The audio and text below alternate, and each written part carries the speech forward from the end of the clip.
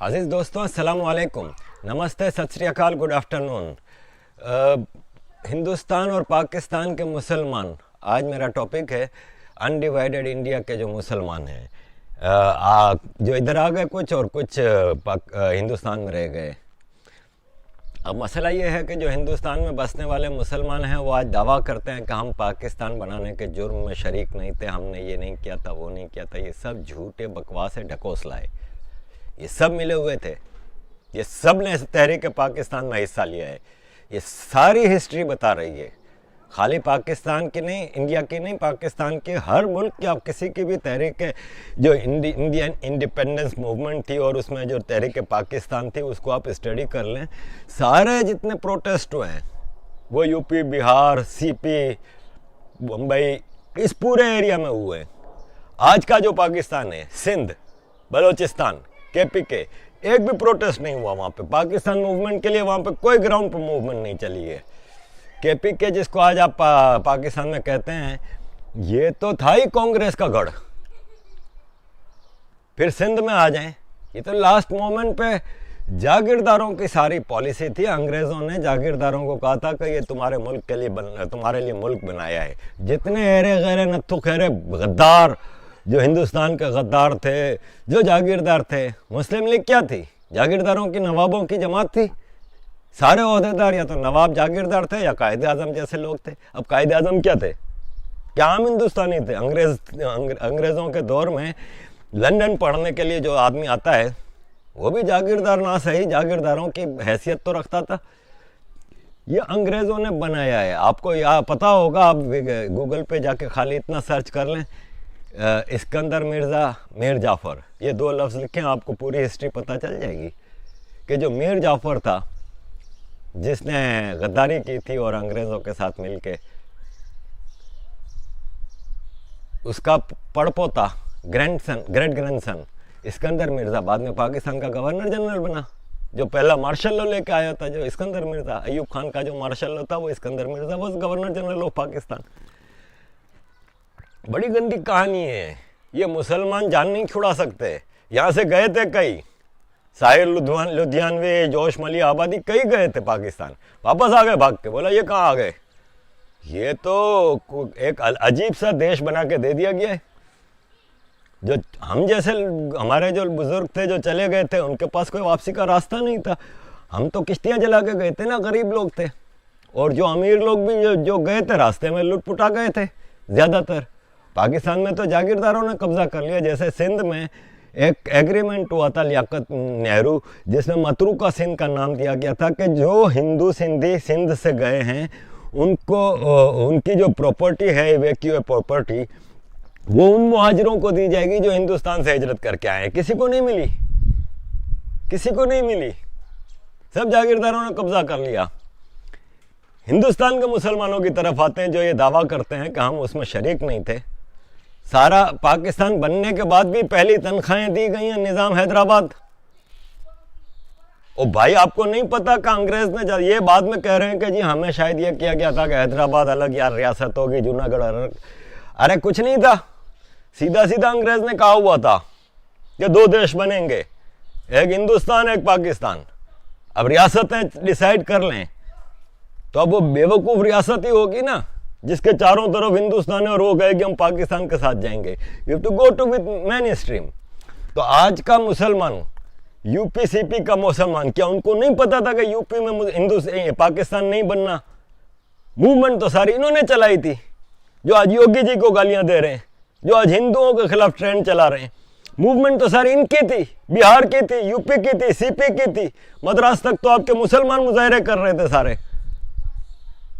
यही तो हमारा शिकवा है रोना है कांग्रेस के साथ कि जब आपने पाकिस्तान एक मुसलमानों के लिए देश एक्सेप्ट कर लिया था, तो फिर 1951 में बॉर्डर क्यों बंद की, माइग्रेशन क्यों बंद कर दी? जाने देते सबको।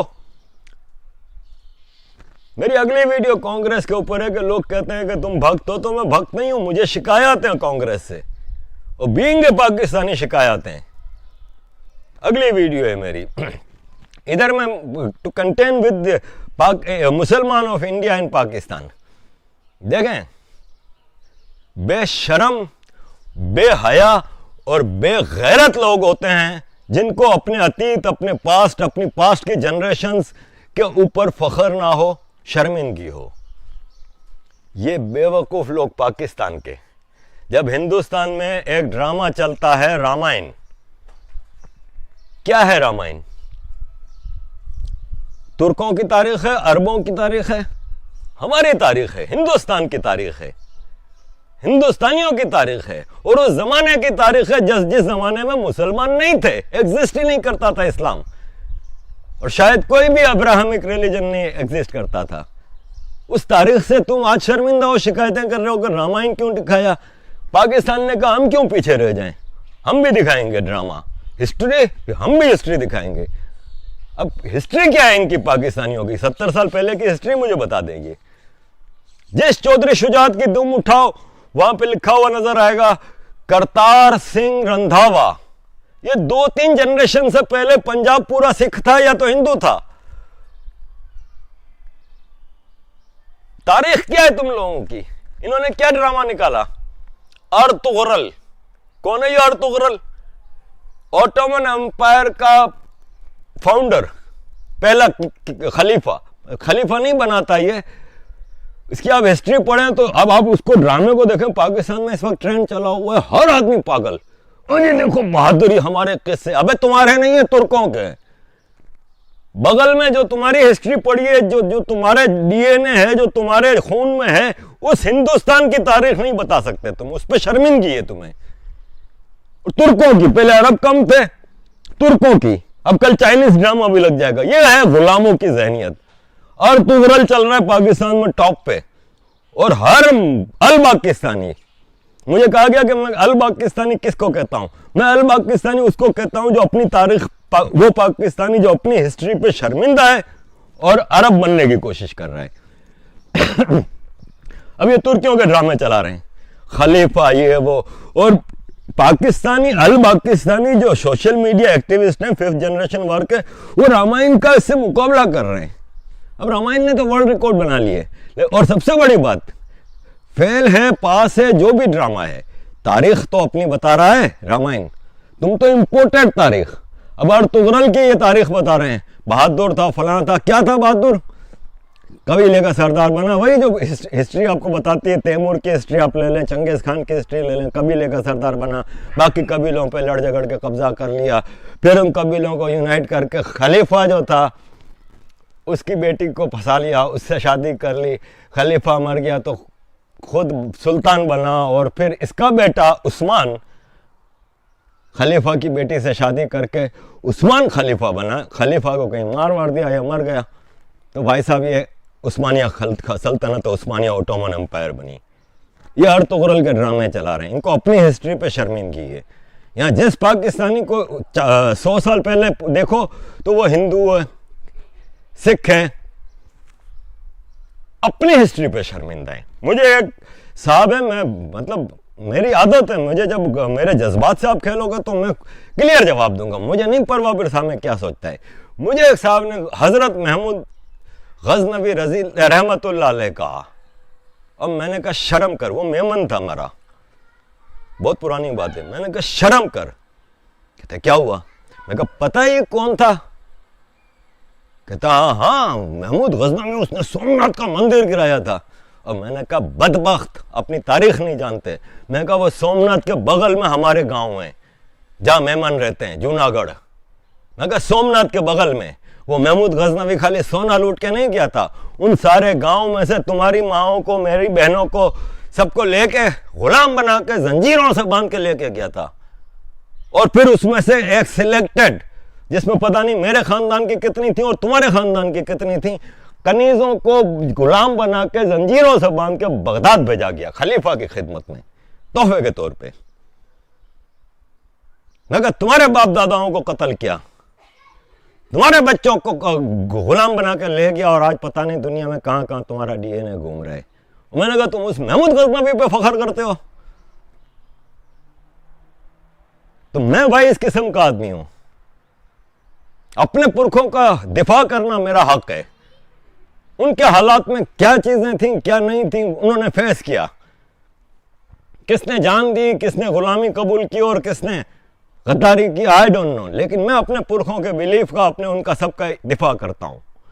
इसको मैं अपना हक समझता हूँ। तो हिंदुस्तानी मुसलमान आज हमें ये ड्रामे ना दिखाओ कि हम पाकिस्तान बनाने के जुर्म में शरीक नहीं थे, तुम लोग सब शरीक थे। मुझे कहते हैं कि मुस्लिम लीग का जब मैं वो देता हूँ कि 1946 के इलेक्शन में देखें 30 सीटों में से 29 सीटें और ये और वो पूरा, वो कहते हैं यार ये ड्रामेबाजी नहीं करो। उस वक्त तो मुस्लिम मेजॉरिटी सीट्स के लिए मुस्लिम कैंडिडेट होना ज़रूरी था और मुस्लिम लीग, अबे यार छोड़ो ना, सारी मूवमेंट आज के इंडिया में चली है पाकिस्तान मूवमेंट। इवन पाकिस्तान के आज के पंजाब में भी कोई मुझे निकाल कर दिखा दे, यूनियनिस्ट पार्टी की हुकूमत थी।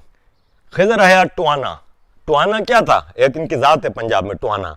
टुआना था टू आना, जैसे हम कहते हैं ना 2 टके का आदमी, ये टू आना अंग्रेज ने एक टर्म निकाली थी कि जिनको वो 2 आने का बंदा खरीदते थे ना अंग्रेज, जो जागीर देते थे 2 आने की जागीर, 2 आने की जागीर, कोई क्रांतिकार को पकड़ा दिया, कोई अंग्रेज़ों की ऐसी आउट ऑफ वे जाके खिदमत कर दी, 2 आने की ज़मीन 2 आना, तो इनका नाम टू आना पड़ गया था। खिजर हयात टू आना पंजाब का चीफ मिनिस्टर था, उसकी हुकूमत थी। आखिर वक्त तक तो वो तैयार नहीं था।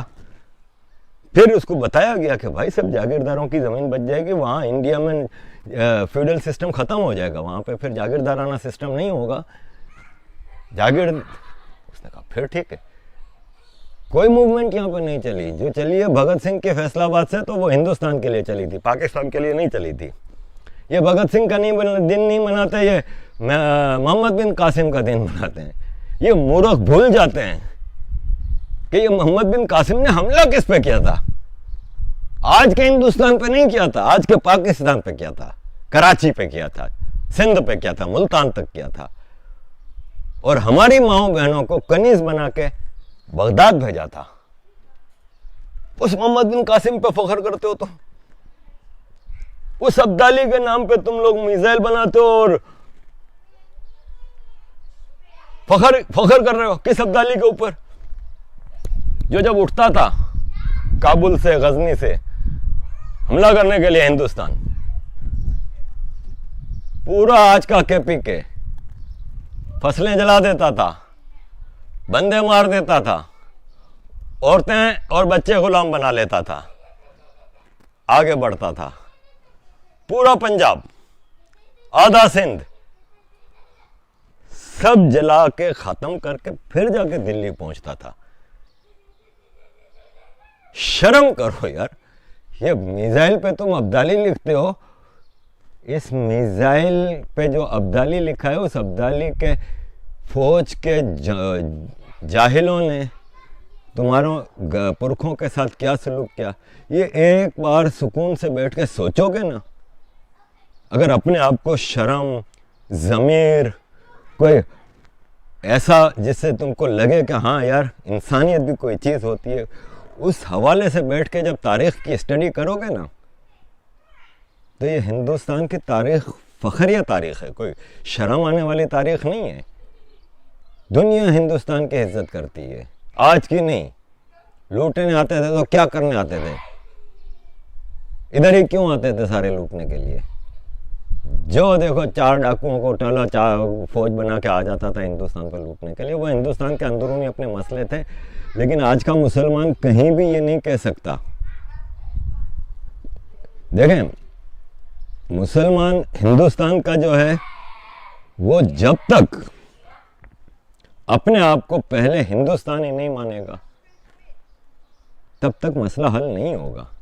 और अगर तुम लोग ये समझते हो कि तुम लोग अब वो बदमाशी और वो पाकिस्तान की बैकिंग, तो अब ये तो इस वक्त जो मामला चल रहे हैं पाकिस्तान इंडिया के, उस पर भी मैं थोड़ा सा बता दूं कि जो जंग के जो मामलात हैं और ये सब, तो पाकिस्तान की तरफ से तो फुल फ्लेज प्रोपेगेंडा चल रहा है।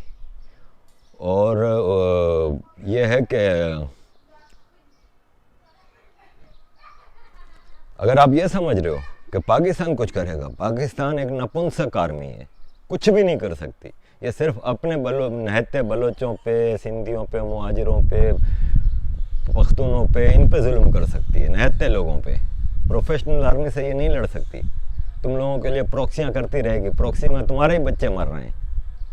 ये रियाज नाइक को कोई जनरल बाजवा का रिश्तेदार नहीं था।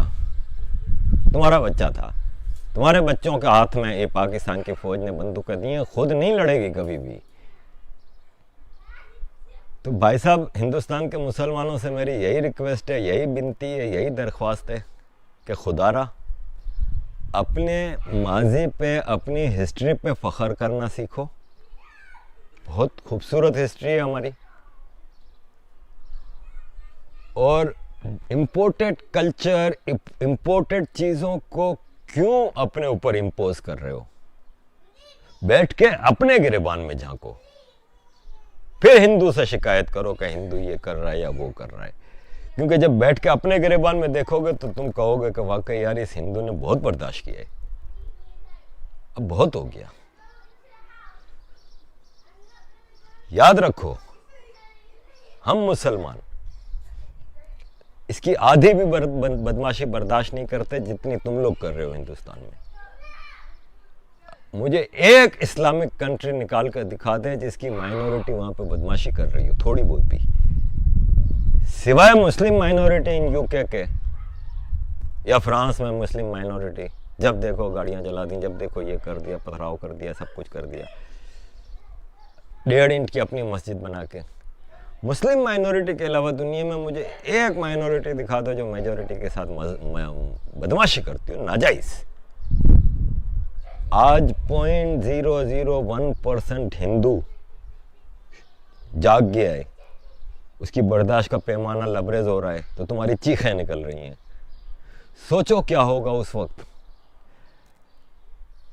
जब पूरा हिंदुस्तान एक आवाज़ हो जाएगा। तो खुदारा इस पे गौर करो, अपनी असलियत, अपने अतीत, अपने पास्ट, अपने माजी पे फ़ख्र करो, और इम्पोर्टेड कल्चर्स को भूल जाओ, उससे कुछ हासिल नहीं होना।